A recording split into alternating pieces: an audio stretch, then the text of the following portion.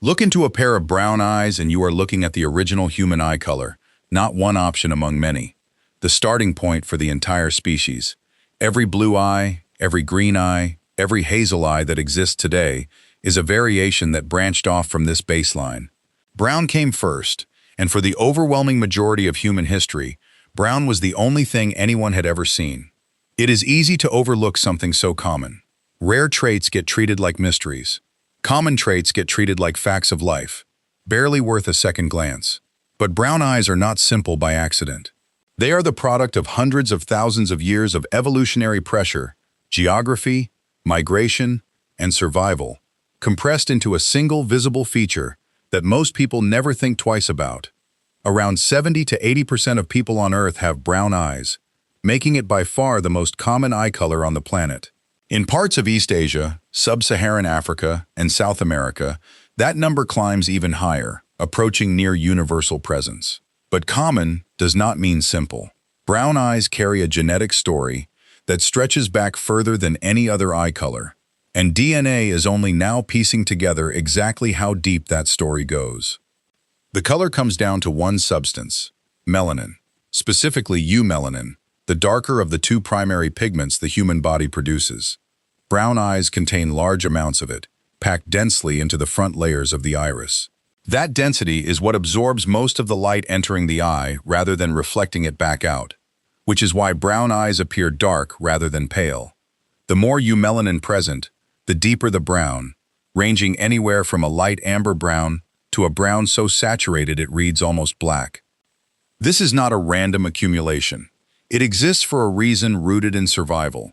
Early humans evolved in equatorial Africa, under some of the most intense ultraviolet exposure on the planet. High melanin levels in the skin, hair, and eyes provided real protection against that radiation. An iris rich in eumelanin shielded the sensitive tissue behind it more effectively than a lighter one ever could. For tens of thousands of years, there was no evolutionary pressure pushing eye color in any other direction. Brown was not just common, it was the only viable option in that environment. Think about what the iris actually does. It is not just decoration sitting behind the cornea. It is a muscular diaphragm controlling how much light reaches the retina, and the pigment inside it determines how much of that light gets absorbed before it ever reaches the sensitive tissue behind the eye. A brown iris, dense with eumelanin, acts almost like natural eyewear, filtering out a significant portion of incoming UV and high-intensity visible light. In an equatorial environment with year-round intense sun, that filtering was not a cosmetic feature. It was protective infrastructure, built into the body from birth.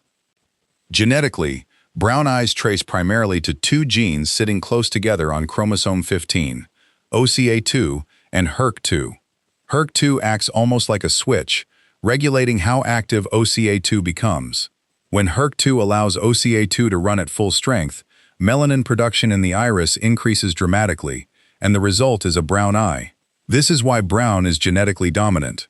A single copy of the high-activity variant, inherited from either parent, is often enough to produce a brown-eyed child, even if the other parent carries genes for a lighter color entirely.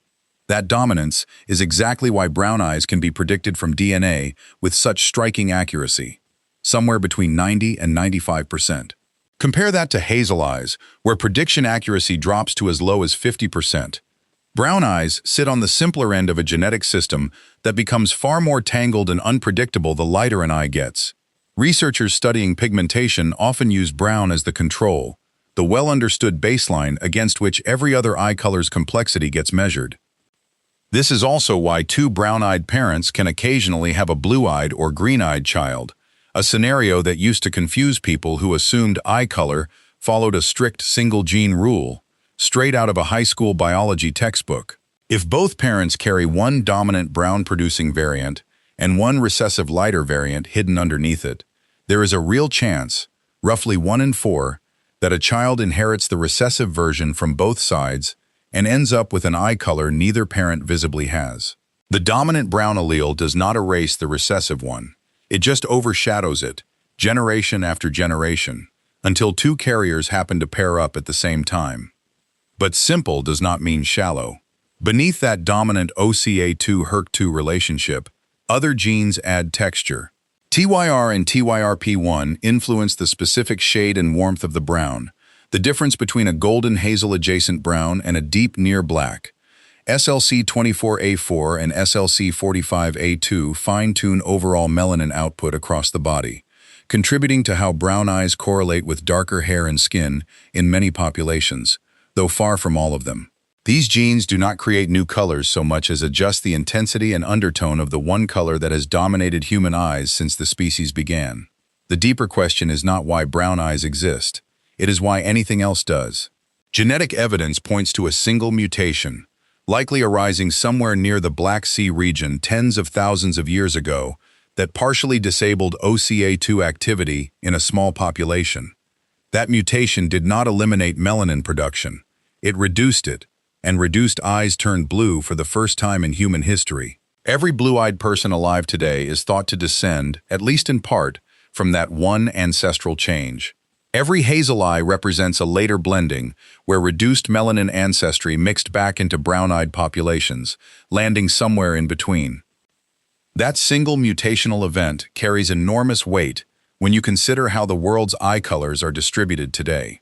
Population geneticists, studying the HERC2 region, have found that nearly everyone with blue eyes on Earth shares an identical stretch of DNA around that mutation, meaning the trait did not arise separately in different populations at different times. It arose once, in one person, in one place, and spread outward through descendants over tens of thousands of years. Brown eyes carry no such single point of origin because they never needed one. They are not a mutation that spread. They are the state that existed before mutation ever entered the picture. Seen this way, brown eyes are not just the majority color. They are the ancestral trunk that every other branch grew out of. When populations carrying that original mutation moved north out of Africa and into regions with far less UV radiation, the protective advantage of heavy melanin weakened. Lighter eyes were no longer a liability the way they would have been near the equator, and in some regions, sexual selection may have even favored the novelty of a lighter color. Brown eyes simply had no competing pressure pushing them out. In high UV regions, they remained the safest and most advantageous option, and they still are. That explains the map. Brown eyes dominate near the equator and across most of Asia, Africa, and the Americas, regions where either ancestral populations never left high UV environments or where later migrations reintroduced brown-eyed ancestry through population movement and mixture. Northern Europe tells the opposite story, a region where the original mutation took hold early, and light eyes had room to spread with comparatively little brown-eyed ancestry moving back in to dilute it. Brown eyes are not concentrated by chance in any one place. Their concentration reflects, more than anything, the parts of the world where nothing ever gave them a reason to change. Look closer at specific regions, and the pattern sharpens further. In East Asia, brown eyes sit at close to 100% of the population, a figure so consistent that geneticists studying pigmentation in that region often have to look at hair and skin variation instead, simply because eye color offers so little to work with. That uniformity traces back to populations that migrated east out of Africa and across Asia along paths that stayed largely within high UV latitudes, never passing through the specific northern bottleneck where the blue eye mutation first spread. In the Americas, indigenous populations descend from ancestors who crossed via Beringia thousands of years ago, carrying a genetic profile still overwhelmingly brown-eyed, later joined by subsequent waves of migration and colonization that, in most regions, did little to shift that underlying majority. Africa presents perhaps the clearest picture of all. Brown eyes there are not just common, they are close to universal, and the genetic diversity underlying that brown is, in some ways, richer than anywhere else on the planet. Because Africa was never a genetic bottleneck the way small founder populations in Europe or the Americas were, it retained more of the ancestral variation present in the earliest Homo sapiens populations. Paradoxically, the least genetically diverse-looking trait on the surface sits on top of some of the most genetically diverse population history in the world. Europe is the outlier, and it is worth pausing on why. The continent shows more eye color variation packed into a smaller geographic area than almost anywhere else on Earth. Brown, blue, green, and hazel, all coexisting within countries, sometimes within families. That variation exists because Europe became a genetic meeting ground.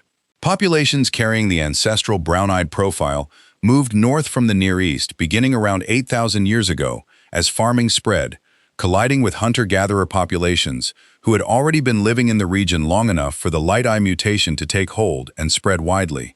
Later migrations from the Eurasian steppe and elsewhere added further layers on top. Brown eyes in modern Europe are not the absence of something, they are the visible mark of ancestry that either arrived more recently or never fully mixed with the earliest light-eyed populations of the region. Ancient DNA backs this up directly. Skeletal remains from early modern humans across Africa, the Middle East, and South Asia consistently show the genetic markers associated with high melanin and brown eyes, predating the emergence of the blue eye mutation by an enormous margin. The lighter-eyed lineages found later in European remains stand out precisely because they are the exception, layered on top of an overwhelmingly brown-eyed genetic backdrop. Brown is not one story among several, it is the background against which every other eye color story gets told. Some of the oldest fully sequenced ancient human genomes make this almost impossible to miss. Remains recovered from sites in Africa and the Near East, dating back tens of thousands of years, consistently carry the high-activity OCA2 variants associated with brown eyes, with none of the mutations linked to lighter pigmentation showing up until much later, and only in specific regions. When researchers trace eye color backward through the archaeological record, brown does not fade out the further back they go, it simply continues, unbroken, all the way to the earliest genomes anyone has managed to recover. There is also a biological advantage that persists today, beyond ancient UV exposure. Studies have suggested higher melanin content in the eye may offer modest protection against certain forms of light-related eye strain, and possibly some UV-linked ocular conditions, though research here is still developing. Some research has also pointed to lower reported rates of certain age-related macular conditions among people with darker eye pigmentation, likely connected to the same protective filtering effect that shaped the trait in the first place. It is a quieter version of that original advantage, still doing some of the same work, just less urgently than it once did, in a world where most people no longer spend their entire lives under direct equatorial sun. Cultures across history read meaning into brown eyes, the way they read meaning into every trait that dominated their surroundings. Warmth, groundedness, trust, familiarity. Ancient artistic traditions across Africa, the Middle East, and Asia rendered eyes almost exclusively in dark tones, not as an artistic choice among many, but because that was simply what eyes looked like. There was no alternative to depict. It was not until lighter eye colors appeared and spread through parts of Europe that brown eyes needed a name at all, that they became a category rather than simply the default appearance of a human face. Naming a trait is, in a strange way, an acknowledgement that it is no longer universal. Brown eyes went unnamed for most of human history for the same reason air goes unnamed by someone who has never left the atmosphere.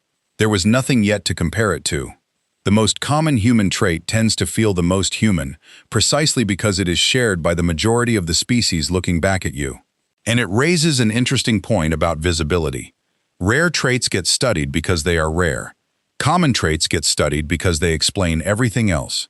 Every genetic model built to understand blue eyes, green eyes, or hazel eyes uses brown as its starting reference point, the known baseline every deviation gets measured against. In that sense, brown eyes are not just the most common feature in human genetics. They are the foundation the entire field of eye color research is built on top of. So when you see brown eyes, you are not looking at a plain default, a placeholder color, waiting for something more interesting to happen. You are looking at the original setting for the human iris, carried forward largely unchanged since before Homo sapiens ever left Africa. Every other eye color on Earth exists because, at some point, someone's DNA drifted away from this baseline. Brown eyes are the ones that simply stayed home, and in staying, they became the most successful eye color humanity has ever produced.